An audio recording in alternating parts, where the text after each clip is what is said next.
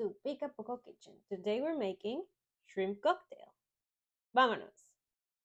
The birthplace of shrimp cocktail is Boston.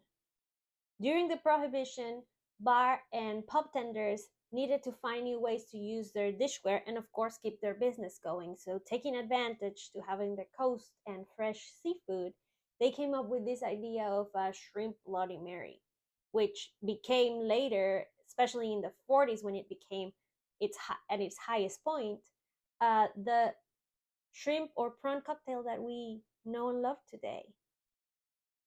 Every country has a different variation of shrimp cocktail, of course.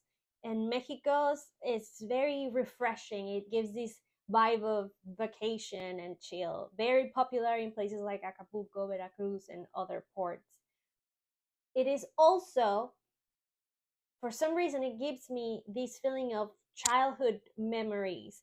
I remember going to the street market with my parents to get fresh produce, but you will get these spots where vendors, like fish vendors, will have set up some tables and have these special dishes that they will serve, one of them being shrimp cocktail. And I don't know why, but I feel like shrimp is the introduction of many children to seafood before we get to something more sophisticated. And shrimp always gives me that. There's so many good memories about shrimp cocktails. I have one special one that hits me hard. I recently lost a cousin not too long ago, too young, and my last memory with him, he was a mechanic. He would help me with my car, and he took me to this workshop to get some parts. And he was very excited because nearby there was this spot, and he asked me, "Do you like shrimp cocktail?" I was like, "Of course I do." He was like, "I'm gonna take you to the best place ever."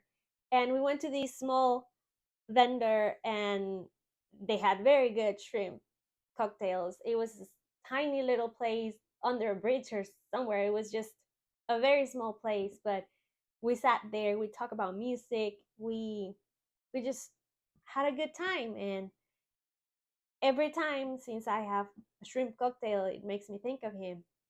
So this one goes to him and his wife and his children and his siblings and his parents. It's hard, losing family when you're far, but it's nice having these memories that you made with them, especially through food, at least for me. I don't know about you, but well, uh, talking about chill vibes.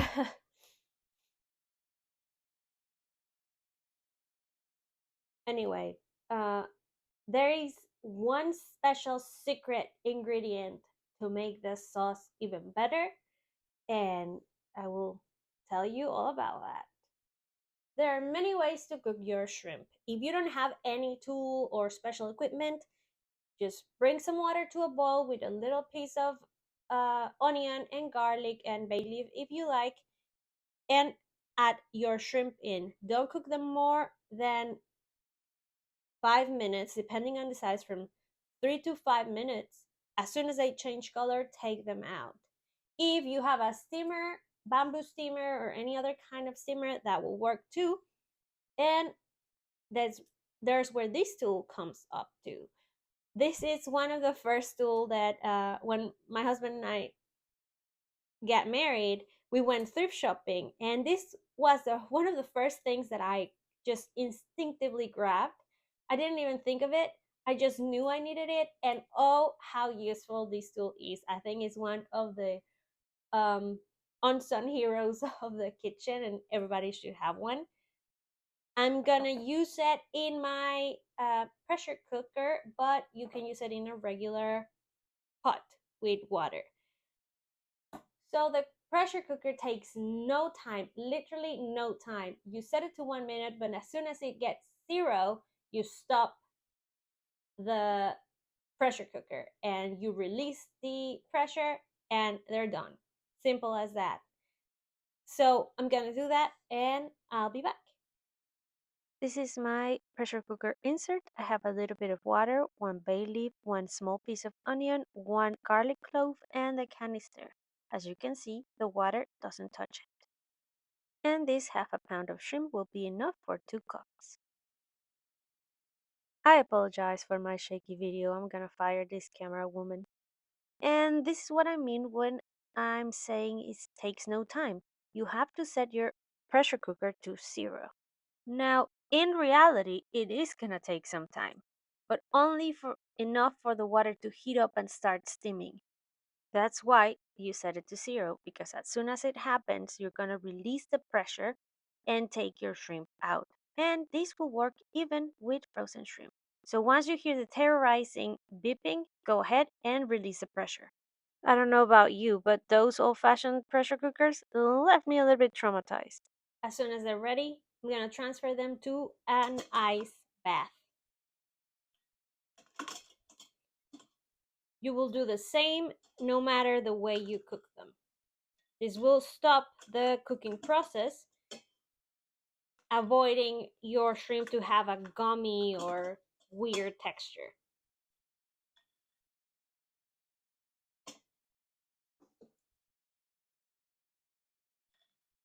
And just like that, mine come just with the tail end, so I'm gonna remove all of them except for 2. Now I'm gonna cover them and leave them in my fridge. They're not gonna come out of the fridge until the very last moment. And now we can start assembling our cocktail. To start, I'm gonna put a quarter of an onion that I have finely diced, and I have one big jalapeno. Normally, it would go with Serrano, but I don't have any. So, of course, that part is optional. I'm gonna start with that and the juice of 1.5 lime. So my onion starts pickling a little bit. So it's not that strong. To that, I'm gonna start with our sauce. Clamato is popular in Mexico for many drinks and dishes. For example, the cocktail or Bloody Marys and micheladas is a tomato-based juice with clam concentrate. So we're gonna add 1/4 of a cup of that. And it may look that it's very little, but trust me, with everything else that we're gonna add, it's gonna get more intense. If you feel iffy about it, you can substitute it for tomato, but trust me, you won't regret it if you try it. 1/4 of a cup of ketchup.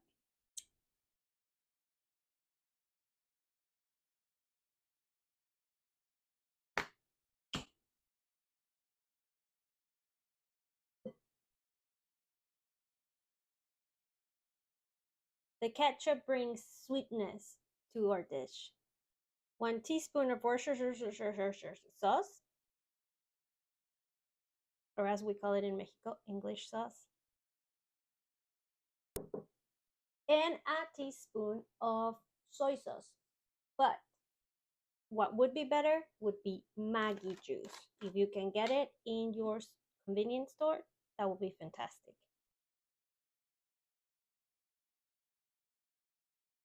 And now the secret ingredient that market vendors normally use. And it's really not a secret because I think everybody knows about it. But if you haven't tried it or you didn't know, it is Fanta or orange soda. Trust me, I know it sounds weird.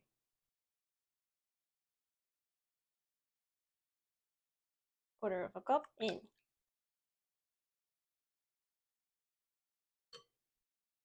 And now before I add my shrimp, I'm gonna add the other ingredients, which are half of a pepino, finely diced, and a small tomato. I'm actually using small grape tomatoes, so it's like a handful.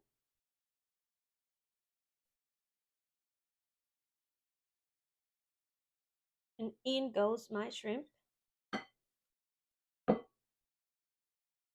Now half an avocado diced and some cilantro. Taste it and see if you need to adjust with salt and pepper. In my case, I think just this way, it's perfect. So let me clean up and serve it. And here it is. But there's no better way to enjoy your cocktail than with a michelada. So let's get one going and test one of these michelada bombs that I made yesterday. If only I had a bootlegger who provide me with alcohol. Oh, hold on a minute. Maybe I do.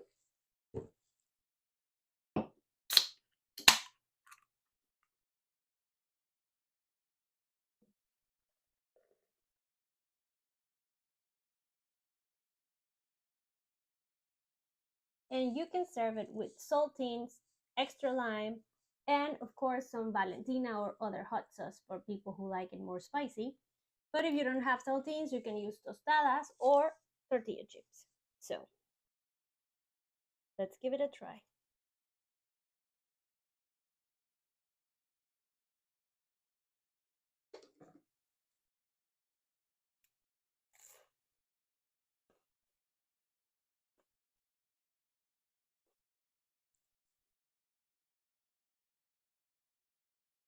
Perfectly balanced.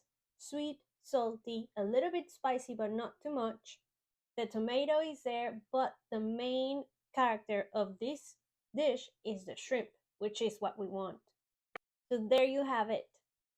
Make them, make memories with your friends, and share them just like this video.